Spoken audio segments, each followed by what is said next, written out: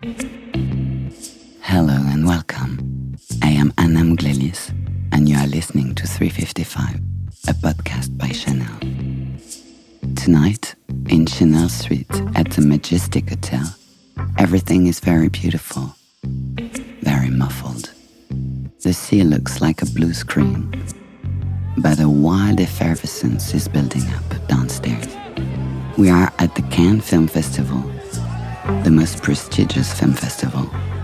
Below, on the Croisette, it is the 6 p.m. frenzy with everyone rushing to the soon-to-be-climbed mythical steps.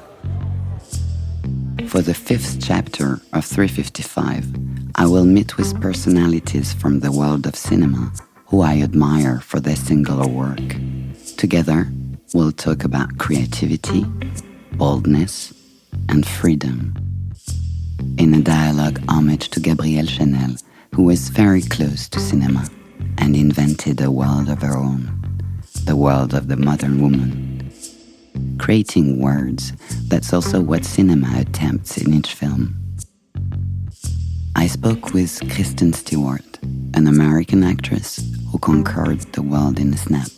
She is well acquainted with the Cannes Film Festival, where she presented Sils Maria in 2014 and Personal Shopper in 2016, both by Olivier Assayas, as well as her first short film as a director, Come Swim, in 2017. Today, I am talking to her as a member of the jury of this 71st Cannes Film Festival. So Kristen, we can do it easily. I'm not an interviewer. I'm an actress. I'm going to try to lead that. Okay. But I'm very happy you accepted to discuss with me. No, I'm happy. I didn't know that you were going to be the one interviewing, and when I walked in, I was like, oh, okay, great, this is perfect. So it's going to be just us. Okay. But we're here in the Chanel Street, and I tried to think something that would interest me. That's always a good way to start. Yeah, it's a good way to function. Chanel, Cannes, you. Okay. And so then it all started with the figure of the modern woman that Chanel invented. You embodied Gabrielle Chanel. She didn't like the way things were going for women, the way they were dressed. So she just freed the movement and for herself and adapted to her beauty, made herself beautiful when it was not at all the case. That subject of modernity, how you invent a world of yourself, is quite true for an actress through the choices she makes. You make beautiful choices. Thank you. And you're a real incarnation of a modern woman. I don't know if you're pleased about it, but I think nothing happens just by chance. And I know that you started being an actress as a child, right? Yeah. And you've been working for such a long time. It's an amazing long career, even though you're really young. Yeah. So I wanted to know if through your choices, it's something you're really being conscious of, and what is your projection of modernity, of like freedom, or it's a bit vast. But yeah. No, I feel you, though. Yeah, I would say, it's hard as an actor to ever separate quote-unquote professional life from your very personal and sometimes internal one. I never choose outside of myself. I always look inwards. And I really allow my instincts to kind of lead the way. And, if you were to analyze it in any sort of subsequent form, I would say I'm proud of those sort of gut urges because they reflect, who you are always without having to be any version of contrived. Even though with a bit of self-awareness living, today, I would want to describe myself as someone who was quote unquote modern. But I think that kind of like, I don't know, I think that kind of for us just means like,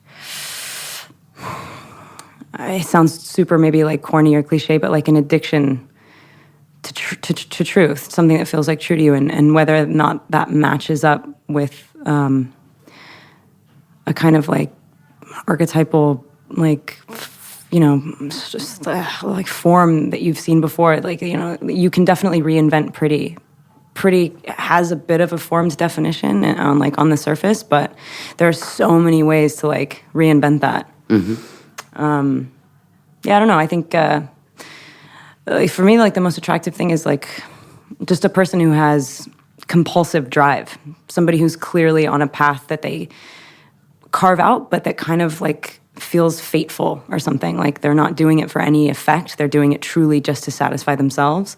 And then on the outside, that's the most satisfying thing to watch someone do, is sort of like stumble on something that feels right for them and kind of like almost like predestined or something. Anytime I do something that I feel really proud of, it's always like, whoa, how did that happen? It's like it came from somewhere inside of me, but I'm not sure where. But the fact that I was willing to like lose that control makes it ring true. And have you been like fighting a lot or not at all? I understand what you say, that it's just it happens and you're just all of yourself. But the cinema is based on a lot of archetypes, especially around women, and through cinema, women has been, you know, driven into they have. What I love about you is like most of the actresses have to show, to make even a business of their happiness. Yeah. Oh my God, and that's the main thing. Smile all the time, and that's a big link to make in between you and Gabrielle Chanel. She's, I mean, on most of the pictures, she's not smiling. It's not just by chance that you embodied her. And when you see a picture of her where something startles her, or sort of like if you see surprise on her face and it is joyous, or sort of like you see her laugh or smile, it has an effect because it's, you know, it's real, rather than just consistently showing up in order to please. Yeah. But at the same time, I think that for Gabrielle Chanel, of course, I talked a lot with Carl, and he said that she was she was a seducer. She's very funny. And that's not the image we're getting, because she's not making it something to sell. Exactly. She's keeping it for herself. Yeah. But at the same time, one shouldn't forget that, you know, the image is not the whole. Yeah, of course. But it's very different when you come from America. Of course. And the industry is so powerful.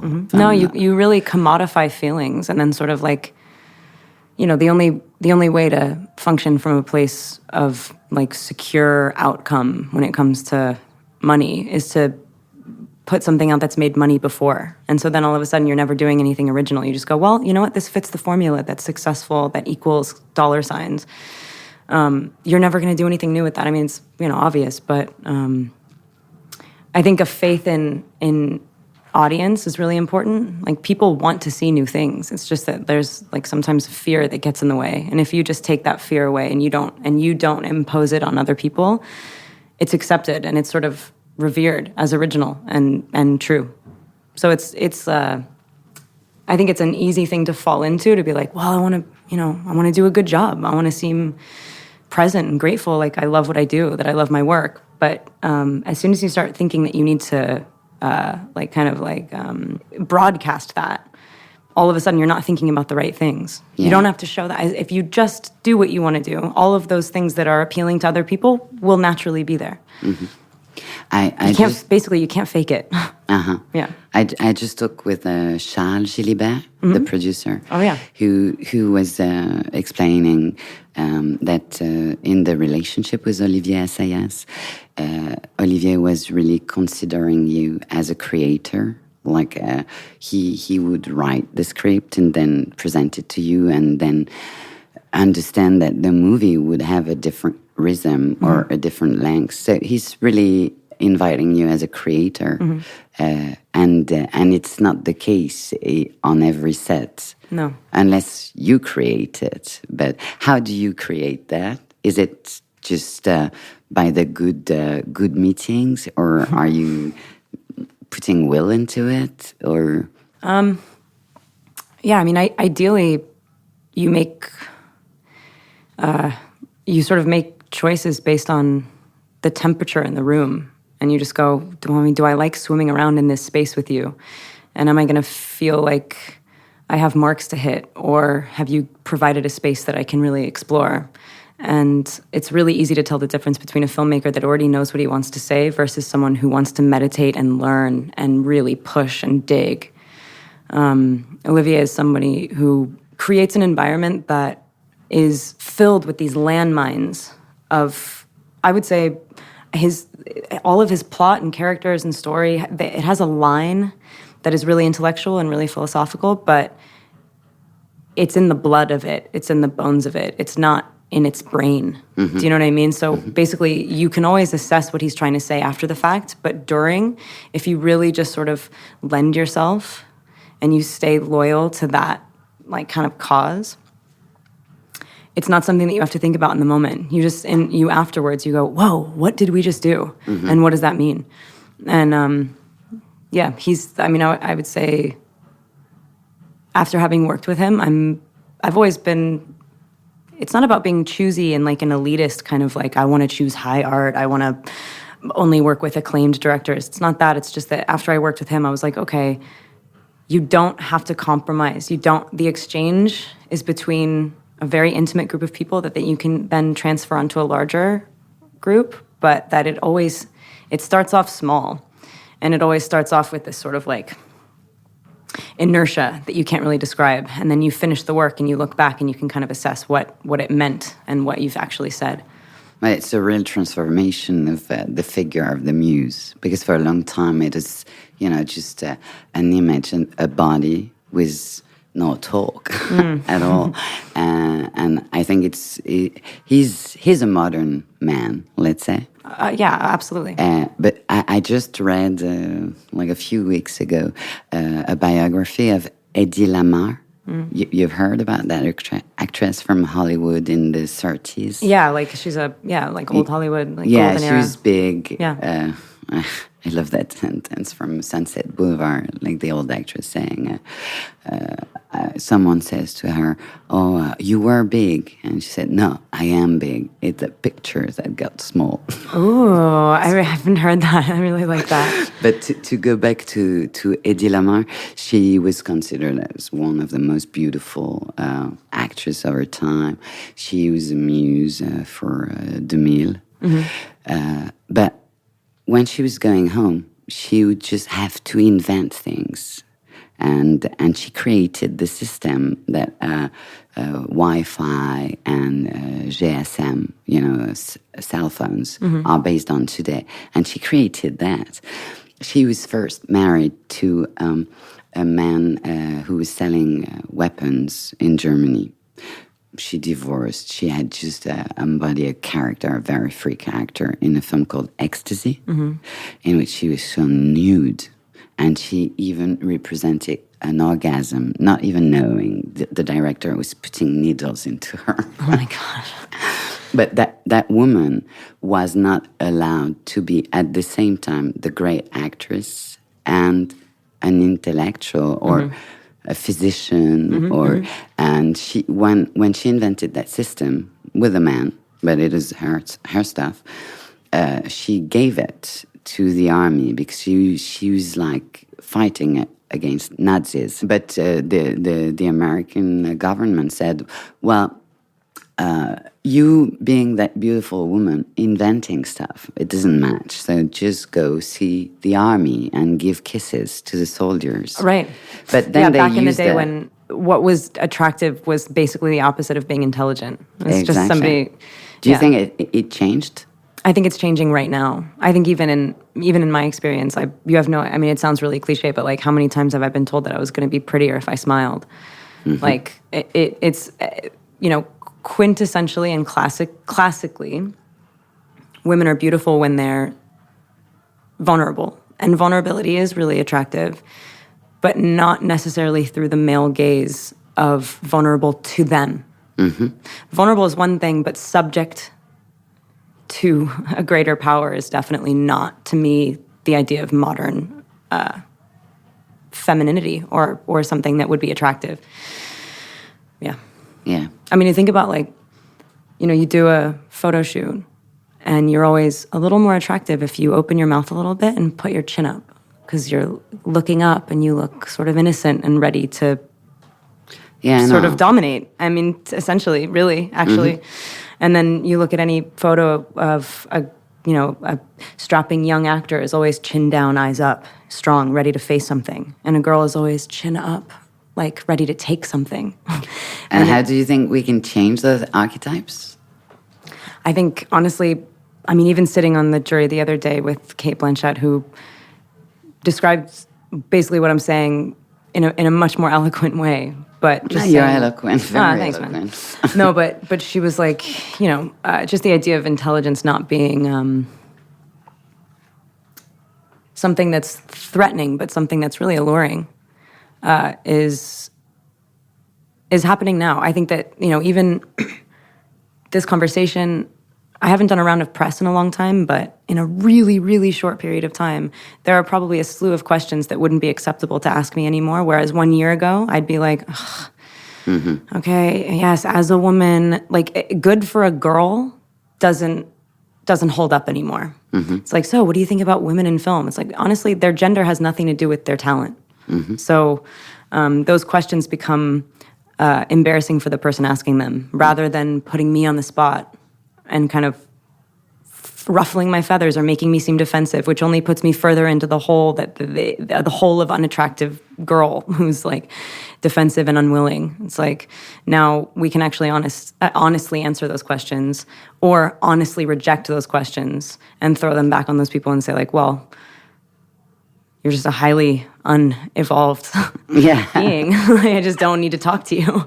And now we're actually allowed to say, like, you know what? This conversation is not worth the time. So you, through your parts, the movies that you're choosing, you're also really designing, someone, because you're showing parts of femininity. And embodied by you, it's all of a sudden being a proposal. And there's a lot of girls and women and men referring to that, and I know about it because I've been questioning a lot. But there's also a very important part, being part of Hollywood, of America, let's say, because it's very different for European actors and actresses, even though they're very famous here.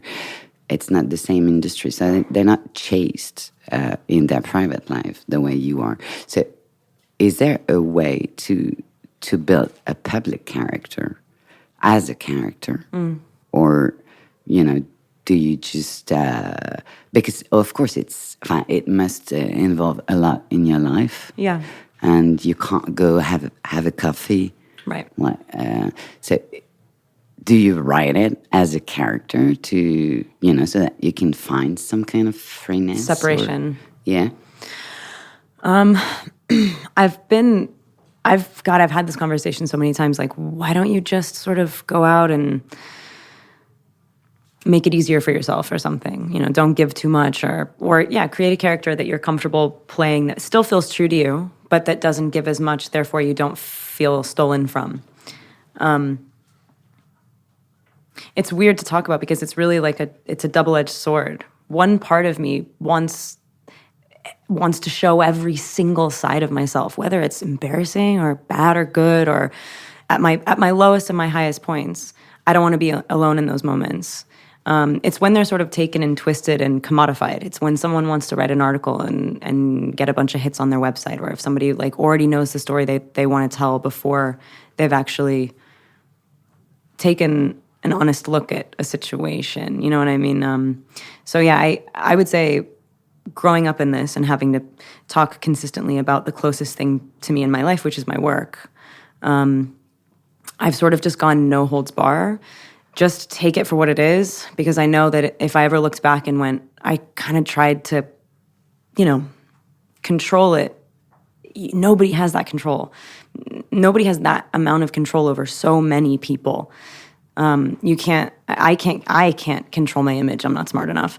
Truly, it's not about being smart. But I don't even want that type of intelligence. I don't even want that type, because I don't live on like a battlefield. There are certain people that really sort of like approach life like, how do I win? How do I get on top? I'm going to go out and play a character so I know that I'm never going to be. So I'm unfuckwithable. But that's not life. I'm so down. Exactly. It's like, and from there, I don't know what, because your public character is also a big inspiration for a lot of people. I mean, it's a real character and it's a real proposal.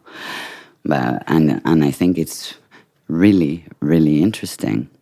But it makes me think about Jerzy Kosinski, the writer. I don't know if you heard of it. Balls. No, I don't. And now, because he wrote a beautiful prologue of a novel, terrible novel, in which he's talking about a man that nobody's looking at anymore. And that man is just dying, because if you don't have the look, then you just don't exist in the world. So in your, level of fame, still, I think it could be considered as not a luck, but, to have witnesses, just what you were saying about your whole life, like in every single moment, can be also something that feeds your being.